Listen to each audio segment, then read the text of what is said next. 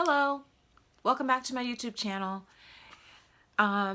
It's been a couple of months since I did a video, and in that last video, 6 things you need to know when going through a crisis. I talked about 6 things you need to know when going through a crisis. Well, little did we know that since that time, we would be going through an even bigger crisis, right? On May 25th, the world actually witnessed the murder of George Floyd at the hand of several police officers, one in particular. And we saw the aftermath of that. We saw the protests, we saw rioting, we saw looting, right? We saw it all. And one of the things that God showed me through all of that is that He works in the middle of chaos. I remember during that time hearing this man, a talk show radio host on a Christian radio station, say something to the effect of, God is not the author of confusion. Well, and I remember thinking, no, of course, God is not the author of confusion, but human beings are, right? So God is always working in the midst of chaos. A couple of weeks ago, I posted something on Instagram about how God showed me that He is working. So let me read that to you right now. What seems like chaos to us humans is where God works in powerful ways. In the middle of a pandemic and in the aftermath of all the world witnessing the slow murder of George Floyd by someone in a police uniform, a miracle is happening. I'm in my 50s, 57 to be exact. Breakthrough here, I don't normally go around announcing my age. And I'm seeing something I never thought I'd see. All across social media, many white people are taking responsibility for racism and challenging others in their circles to do the same. That's a miracle. I grew up in a military family, moving often and living and attending schools in predominantly white areas. Any attempts to casually talk about racism with white friends and coworkers was usually met with subtle hints of, shh, let's not talk about that, or a wall of defensiveness.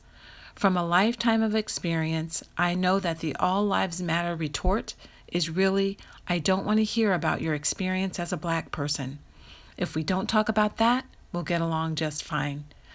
The subject of racism was like a walled off area within them that said, keep out.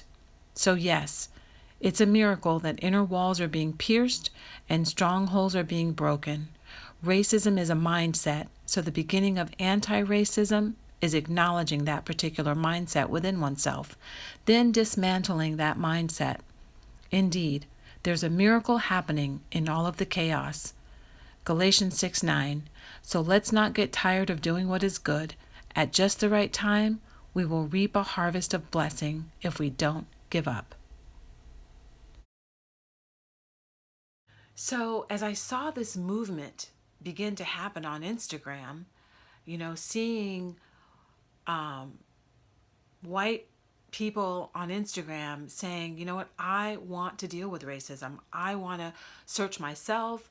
I want to fight against racism. And as I saw black people on Instagram, black influencers on Instagram, encourage them, look, silence is violence. If you don't say anything, you're complicit. And as I watched this movement take place, I remembered a few years ago,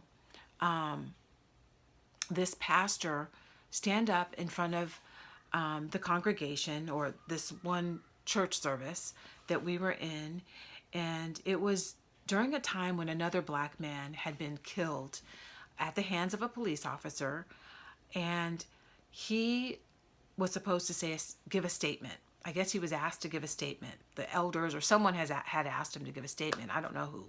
So as he stood up, he said in so many words, I can't remember his exact words, but he said, and this was a predominantly white church, and this was a white pastor. He stood up and he said, well, I don't really know much about racism. I don't really deal with racism. I don't know anything about it. Of course, it's wrong to kill someone because of their skin color. And he just kind of didn't know what to say. And he did not want to deal with it. And as I saw this play out on Instagram, this movement begin to happen on Instagram and pour out into the streets with whites involved in the protests, I thought about this pastor. And I thought too, if the church system doesn't stand up, he has other ways of fighting against things. And I thought that was powerful. That was another lesson that I learned. God really doesn't need us. What he wants done, and he will get done. So as I end this video, I'm going to leave you with some other super impactful things I saw on Instagram. And yeah, I hope you're leaning into Christ during this time, because I am telling you, God is shaking up the church. He is always doing a new thing, right? And so the best thing you can do right now is let him work in you. So I hope you're having a great day, and I'll see you next time.